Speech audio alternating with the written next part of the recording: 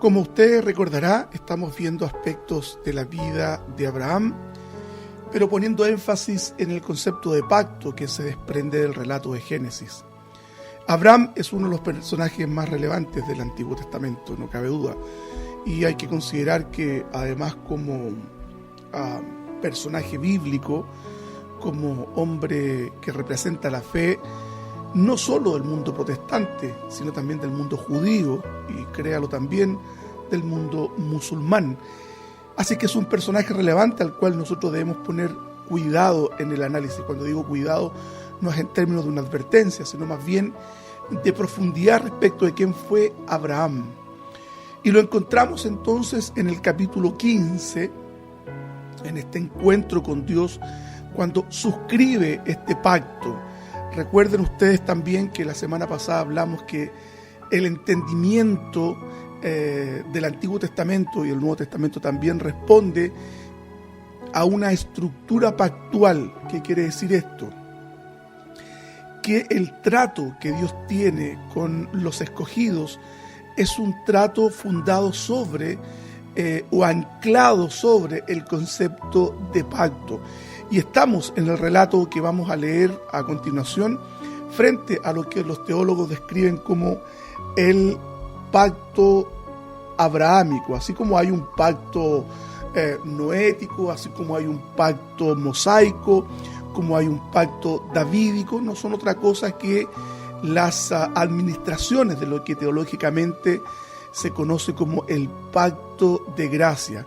Estamos viendo el texto un poco más de la teología bíblica que adentrarnos al análisis más sistemático. Ruego me disculpen si de pronto utilizo alguna expresión que no es de uso cotidiano. De pronto la teología también está revestida de un lenguaje técnico que se ha generado para precisamente salvaguardar la pureza de la doctrina. Así es que por esa razón. Dice el texto en Génesis 12 en adelante: mas a la caída del sol sobrecogió el sueño a Abraham, y he aquí que el temor de una grande oscuridad cayó sobre él. Entonces dijo Dios a Abraham: ten por cierto que tu descendencia morará en tierra ajena y será esclava allí. Fíjese que el tono profético está dejando claro que una vez cuando comienza a desenvolverse este proceso pactual, uno de los hechos que tendría que vivir Israel iba a ser precisamente la cautividad en Egipto.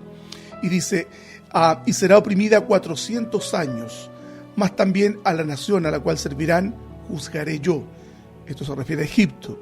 Y después de esto saldrán con gran riqueza, y tú vendrás a tus padres en paz y serás sepultado en buena vejez, y en la cuarta generación volverán acá, porque aún no ha llegado a su colmo la maldad del amorreo hasta aquí. Nos encontramos entonces en este relato, ¿verdad?, acerca de el pacto que Dios hace con Abraham. Un poquito más arriba, en el verso 11, dice que en un momento cayó un terror repentino sobre Abraham y las aves de rapiña se lanzaban contra los animales que estaban ahí puestos como ofrenda. Recuerden ustedes que el texto un poco más arriba señala la forma, digamos, cultural en que los contratos se suscribían entre dos personas, pero ocurre algo que vamos a describir un poquito más adelante respecto a cómo se suscribe este contrato, este pacto. Recuerden ustedes que el concepto berit, que es la palabra hebrea que define pacto en el Antiguo Testamento, tiene más de una acepción. Una acepción quiere decir un significado. En el Nuevo Testamento la palabra diateque o diateque nos habla entonces de pacto, testamento, alianza, pero fíjese que también tiene la idea de cortar, el concepto de pacto de cortar. Y aquí encontramos entonces en este relato muy primigenio, muy inicial de la historia de la salvación, cuando Abraham entonces parte estos animales, los coloca en forma paralela y pasa, y las aves de rapiña entonces se lanzaban contra los animales. Y bueno, Dios le señala a Abraham qué iba a ocurrir. Y la descripción es muy vívida por lo demás. le anuncia entonces en el verso 13-14 la esclavitud que tendrían que experimentar ellos. Quizás sea el significado del ataque de los animales de carroña. La palabra oprimida es un vocablo hebreo, aná, es la misma que se usa en Éxodo 1, 11, 12 para describir la opresión de Israel por Egipto. Es decir, el texto aquí, utilizando la misma palabra,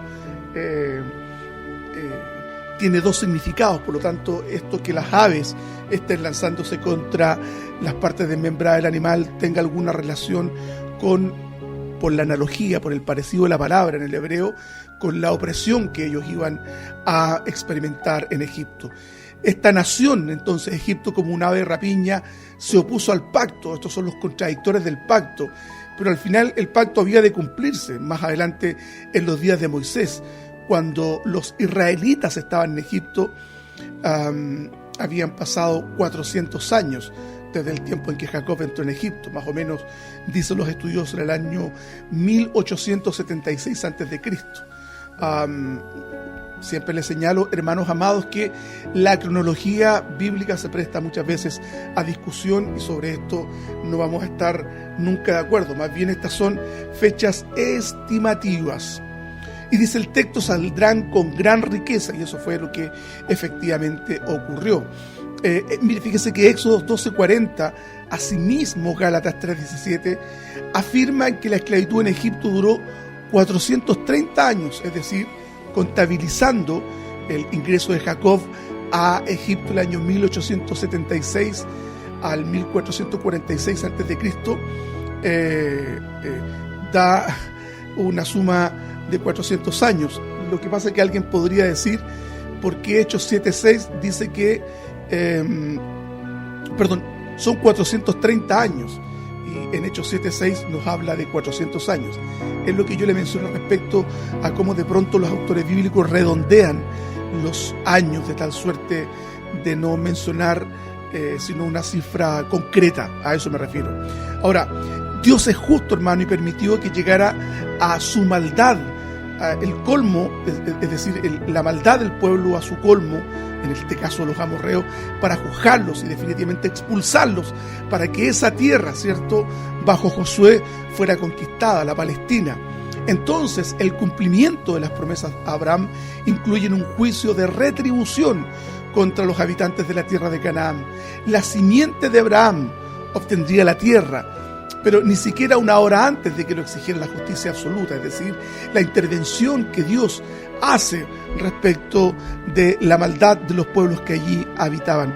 Hermanos, Dios tenía mucho que hacer antes de cumplir su promesa, incluyendo disciplinar a su pueblo para capacitarlo para que pudiera recibir la promesa. Es decir, esto se explica concretamente en el tiempo que el pueblo de Israel invierte entre Egipto y la tierra que se le había prometido. Alguien mencionó en un momento que el tránsito, es decir, la distancia, podría haber sido completada en 6 meses, y el pueblo se demoró 40 años, es decir, hubo de parte de Dios una disciplina dura respecto de aquellos que iban a heredar la tierra. Y si usted lee el texto con atención, el texto bíblico, finalmente la generación que sale de Egipto no ingresa a la tierra, sino que son sus hijos. Y la desobediencia, la rebelión permanente de ese pueblo finalmente hace que Dios tome medidas muy drásticas y que solamente 2 hombres, Josué y Caleb, quienes habían sido parte de los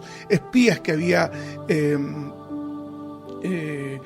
en el caso de Caleb, ¿cierto?, hayan heredado la tierra, hayan ingresado. Bueno, y Josué también como parte de esa generación que sale desde Egipto. Hermanos amados, entonces la disciplina es un tema relevante. Dios muchas veces tiene que ponernos a nosotros en disciplina, tiene que aleccionar nuestro corazón, tiene que ponernos cortapisa en la medida que nosotros vamos avanzando por la vida, porque nuestro carácter, nuestra vida, sin lugar a dudas, no tendría las capacidades ni la idoneidad para poder recepcionar aquellas cosas que Dios nos quiere entregar si nuestro corazón no está debidamente disciplinado.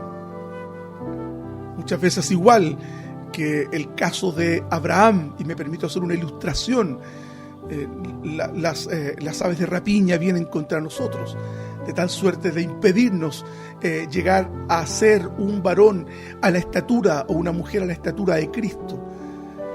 Muchas veces nosotros en el tránsito de nuestra vida cristiana vamos encontrándonos con algunas limitaciones, vamos a encontrarnos con tropezaderos que ponen muchas veces nuestro carácter de bruces contra el suelo. Tenemos que llorar, muchas veces se apodera de nosotros la cólera, el miedo, la rabia, la angustia, pero todo esto es normal. Incluso la desconfianza que nosotros sentimos de pronto respecto de los planes que Dios tiene con nuestra vida, hermanos amados. Quiero adelantarme, por favor, en razón del tiempo, verso 17 del capítulo 15. Por favor, ponga atención conmigo. Y sucedió que puesto el sol y ya oscurecido se veía un horno humeando y una antorcha de fuego que pasaba por entre los animales divididos. En aquel día hizo Jehová un pacto con Abraham, diciendo: a tu descendencia daré esta tierra desde el río de Egipto hasta el río grande, el río Éufrates, la tierra de los ceneos, los ceneseos, los calmoneos, los heteos, los fereceos, los rafaitas, los amorreos, los cananeos, los gergeseos y los jebuseos. En realidad todos estos pueblos tenían como un gentilicio que los agrupaba a todos. Eran los cananeos. Asimismo, como existía un pueblo cananeo propiamente tal, hay una designación general a todos estos pueblos como pueblos cananeos. Pasando el ocaso, Dios se reveló. Estamos hablando entonces del versículo 17. Lo leo nuevamente. Y sucedió que puesto el sol y ya oscurecido, se veía un horno humeando y una antorcha de fuego que pasaba por entre los animales divididos. Un horno humeando y una antorcha de fuego, dos elementos que se relacionaban con los ritos sacrificiales del Antiguo Testamento. Esas imágenes son parte de las características dominantes de quemar que describe el celo divino y el juicio de Dios sobre el mundo. El fuego, hermanos, representa el celo purificador y consumidor del Señor, así como su santidad inalcanzable, los cuales se relacionan entre sí. Y vaya usted a Isaías 3:6, del 3 al 7, cuando el ángel toma ese carbón encendido y lo pone en los labios del profeta. Abraham no vio otra cosa de esa visión, excepto los elementos ardientes que pasaban por entre las piezas de los animales divididos. De la misma manera, hermanos, el santo Dios sería celoso al castigar a las naciones y después cumplir sus promesas pactales con Israel. Descendió e hizo, aquí la palabra es cortó, hizo un pacto formal con Abraham, que es conocido, como mencionaba en la introducción de esta enseñanza, como el pacto abrahámico, puesto que no podía jurar, es decir, confirmar el pacto por nadie que fuera más grande que él. También nos refiere Hebreos 6:13, dice el texto que juró por sí mismo. En otras palabras, fue un convenio unilateral y sus promesas eran absolutamente seguras. Y quiero por favor hacer énfasis en esto, hermano y hermana que me está escuchando. Cuando Abraham cae en ese estado de sopor, en ese estado de adormecimiento, y pasa entonces un horno humeando y una antorcha de fuego, que dice el texto, nos está dando a entender que el que pasa por los animales desmembrados es solo y nada más que Dios. Por lo tanto, el convenio, el contrato, el pacto que se estaba haciendo era un pacto de carácter unilateral. Era bilateral en sus beneficios, pero unilateral respecto de la fidelidad. Y esto es hermoso porque tiene, hermano, implicancias profundas en nuestra vida como creyentes, porque nosotros somos parte del pueblo de Israel. Sí, créame, nosotros somos el Israel espiritual. Hay que hacer una distinción entre el Israel étnico, los que viven en la tierra de Judea, sin lugar a dudas, y el Israel espiritual, aquellos que hemos sido circuncidados en el corazón, según nos refiere Pablo en el libro de los Gálatas. Es hermoso, hermanos amados. Por lo tanto, este pacto que Dios había hecho con Abraham era un pacto que finalmente quedaba sujeto a la fidelidad de Dios. Y no pudiendo jurar por nadie más, Dios jura por sí mismo, hermanos amados. Este pacto que Dios hace con Abraham finalmente es un pacto que nos beneficia profunda y eternamente a cada uno de nosotros, hermanos amados. ¿Está entendiendo, verdad?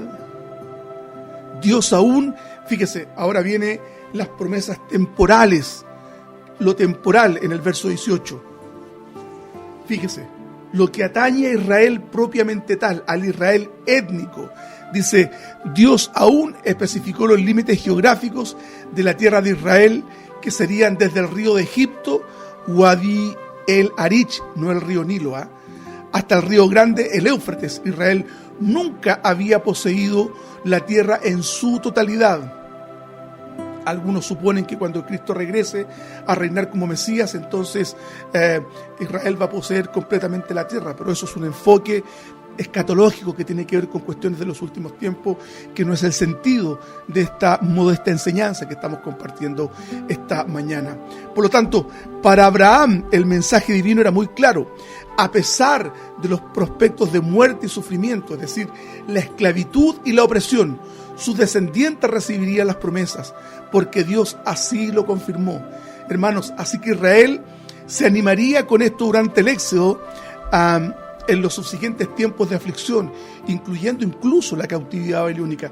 Dios había hecho una promesa, por eso que esa promesa alentó el corazón de los judíos mientras estaban presos en Babilonia. Y de la misma manera, quizás en los momentos en que estaban en Egipto, su corazón también latía y hacía mención, estoy hablando en términos simbólicos, ilustrativos, del pacto que Dios había hecho con Abraham. Un pacto que estaba sujeto entonces solo a la fidelidad de Dios. Y eso tiene que ver entonces con una cuestión que nosotros conocemos muy bien hoy día, un concepto que es relevante en nuestra vida como cristianos, es la gracia. La gracia de Dios. Por eso que nuestra salvación no está sujeta a nuestra vacilante voluntad. La salvación de Dios no está sujeta incluso a nuestra pecaminosidad, porque el pacto que Dios ha hecho con nosotros es un pacto que finalmente fue suscrito, nosotros como benefactores y Dios como quien despliega su amor y beneficio y misericordia en favor de cada uno de nosotros. Por eso que el pacto abrahámico tiene también redundancia para nosotros, porque somos el Israel espiritual. El pacto solemne hecho por Dios asegura al pueblo escogido el cumplimiento final de las promesas, a pesar de que habrían tiempos donde habría muerte, donde habría sufrimiento, donde habría opresión, de la misma manera para nosotros. Dios, hermanos, ha hecho promesas hermosas para cada uno de nosotros. Dios ha hecho promesas que se van a cumplir indefectiblemente. En el Nuevo Testamento encontramos las palabras de Cristo, quien consuma este pacto, que es el Cordero Eterno, y Dios evidentemente en él, hermanos, despliega todo su amor y su misericordia por cada uno de nosotros. Al igual que el pueblo de Israel étnico, tenemos que pasar por diferentes situaciones. Estoy seguro que tú has pasado por diferentes situaciones. Hoy día estás enfrentando la enfermedad de un hijo, estás enfrentando una depresión, estás enfrentando una problemática emocional. Pero Dios, en razón de este pacto, es un pacto incondicional. Gracias al Señor, que es un pacto incondicional, que no está sujeto a nuestra voluntad tan movible, tan inconsistente, que se mueve de un lugar a otro. De la misma forma en que Dios habría de liberar a Israel 2 veces, primero en Egipto y después en Babilonia, en razón de este pacto que había establecido con el pueblo. Hermanos, el pasaje que hemos leído nos anima a nosotros los creyentes, que Él cumplirá sus promesas relativas a nuestra salvación. Y si tenemos que pasar por momentos de sufrimiento, al igual que Israel decía, son necesarias para que nuestro corazón se vaya preparando en la contemplación final de este Cristo glorificado. Lo veremos un día, hermanos amados. Veremos a Dios cara a cara. Bendito sea el Señor. Si eso implica que hoy día tengamos que pasar por situaciones difíciles y duras, hermanos, la promesa es más grande que la oscuridad que de pronto vivimos nosotros. Dios cumple sus promesas. Para ir resumiendo entonces, Dios promete a Abraham hacer de su familia una gran nación. Promete bendecirlo. Promete hacer grande su nombre. Promete hacerlo un vehículo de bendición. Promete bendecir a aquellos que lo bendigan y juzgar a aquellos que lo juzguen. Y finalmente bendecir a todos los pueblos de la tierra por medio de él. La relación de Dios con Abraham es descrita en Génesis entre el capítulo 15 y 17 como un pacto. Ya vimos que en el capítulo 15 Dios promete a Abraham una descendencia numerosa y la tierra de Canaán. Mas cuando Abraham cuestiona la promesa de Dios, él inicia una ceremonia de pacto. Y lo que relatamos, partir estos animales por la mitad y colocarlos separados en forma paralela para que los contrayentes pasaran por medio de él. Y es Dios que pasa por medio de los animales como un horno humeante. Y en esta misteriosa ceremonia del pacto, Dios da a entender que si Él no cumple su promesa, será desgarrado pieza por pieza como esos animales. Esta es la promesa y garantía del pacto entre ellos. Abraham, sin lugar a dudas, muchas veces dudó del pacto, cometió errores en el tránsito de su vida. Tuvo un hijo con una esclava, Agar, cuando Dios le había prometido que iba a darle un hijo. Y ese hijo que tanto esperó con Sarai, cuando ya tenía 100 años, después Dios pide que lo sacrifique. Cuando Isaac tenía aproximadamente 25 años, Dios pide que lo sacrifique. Qué curioso, ay, qué terrible, y eso es motivo de otra enseñanza para el domingo que viene, cuando Dios le pide a Abraham a su Isaac, su único hijo, el hijo del pacto. Bendito sea el Señor. Las promesas de Dios, mi hermano, mi hermana, son promesas indelebles, son promesas que no pasan. Dios no se desdice, Dios no se olvida. Hermanos, Dios, aunque le cueste creerlo, nos lleva en sus corazones, nos lleva en lo más profundo de Él. Por eso es que es una relación de misericordia, es una relación de fidelidad de Dios. ¿Lo entiende usted, mi hermano? ¿Entiende este profundo misterio? Es el profundo amor de Dios por cada uno de nosotros. Cuánto nos ama el Señor, cuánto nos ama Dios. ¿Está consciente usted de este profundo amor que Dios tiene por nosotros? De esta profunda misericordia que Dios tiene por cada uno de nosotros. Disfrutemos su amor, vivamos en su misericordia, porque no hay nada más hermoso que Cristo.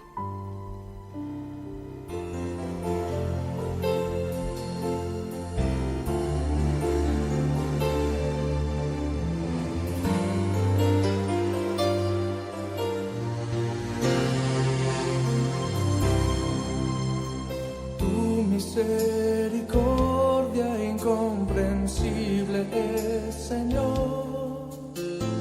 Grande es tu amor por mí, no lo alcanzo a comprender. Tu misericordia incomprensible es, Señor. Grande es tu amor por mí, no lo alcanzo a comprender, Señor.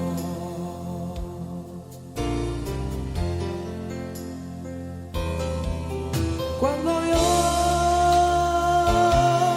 soy rebelde, cuando yo no te escucho,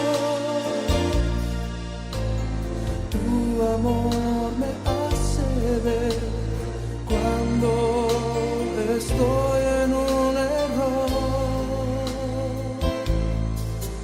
y tu gracia me levanta una vez más. No alcanzo a comprenderte, Dios, tu misericordia incomprensible es, Señor. Grande es tu amor por mí, no lo alcanzo a comprender. Tu misericordia incomprensible es, Señor. Grande es tu amor por mí, no lo alcanzo a comprender, Señor.